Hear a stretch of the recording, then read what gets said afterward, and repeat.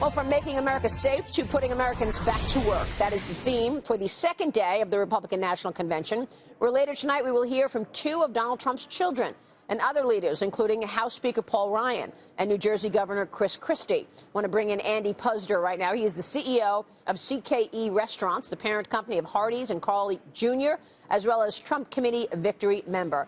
Thanks so much for joining us, Andy. Good to see you. Great to be here, Maria. Your reaction to last night's event? I thought last night was great. I mean, Rudy Giuliani hit it out of the park.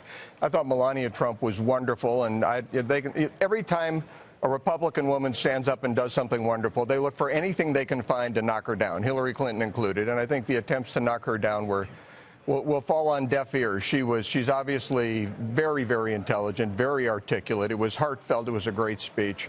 Marco Citrell was great.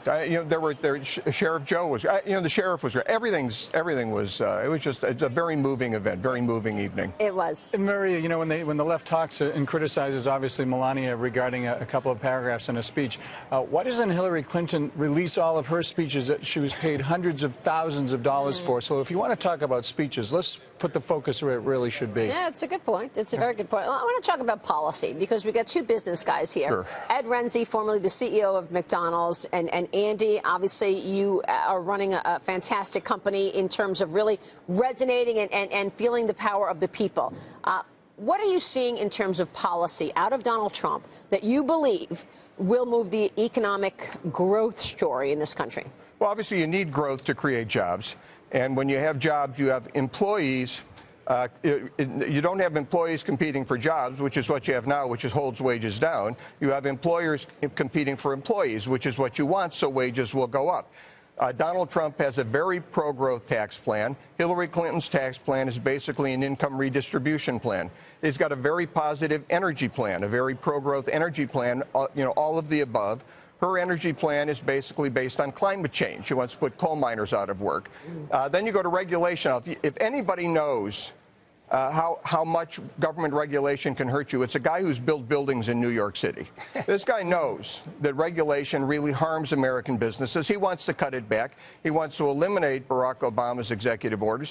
Every problem Hillary Clinton sees, she thinks the solution has to be more government involvement. And so you think rolling back of regulations and lower taxes will get you, as a business guy, to put more money in the business and hire more workers? That's absolutely the case. It's not rocket science. That's exactly what would happen. Ed, do you agree? Every time. These dollars that are going to the government are inefficiently spent. Give it back to the business community. Give it back to the small business so they can have growth, so they can enhance training for their employees, so they can create new jobs. Government is inefficient by its very nature. Let businesses do what they can do. And if they're inefficient, they fail and go away. That's a problem with government. It never goes away when it fails. It's always a predatory device in our economy. And Maria, you have two great job creators here, and they will tell you, I'm sure, that their margins are getting smaller and smaller and smaller. So when Elizabeth Warren and Hillary Clinton and others say, hey, let's raise the minimum wage to 15, let's put in Obamacare, let's put in more and more regulations, that margin and the ability to hire, grow, and expand is getting less and less and less, and they have no clue because they've never created jobs. And when you send money to the government, they're like pigs at a trough. They're going to spend it and they're going to demand more, and that's the difference between the two parties and the two candidates. Yeah, we had Grover Norquist on earlier. He's talking about a 15% corporate tax rate. Well, way down. Yeah, when you build restaurants, when you build any business, and I'm sure Ed will agree with this, you build for the future. You don't build based on what's happening today. So if you think a $15 minimum wage is coming down the pike, if you think taxes are going up, if you think that regulations are going to increase, your financial model doesn't justify the investment. So you don't build, you don't create jobs. That's what we've seen now for 7.5 years. That has to stop. Donald Trump can stop it because he understands it. Yep. It's the bottom line. It's a great point. Andy, great to see you. Thanks so much for joining the conversation. Thank you, Scott. Andy Puzder there, the CEO of CKE.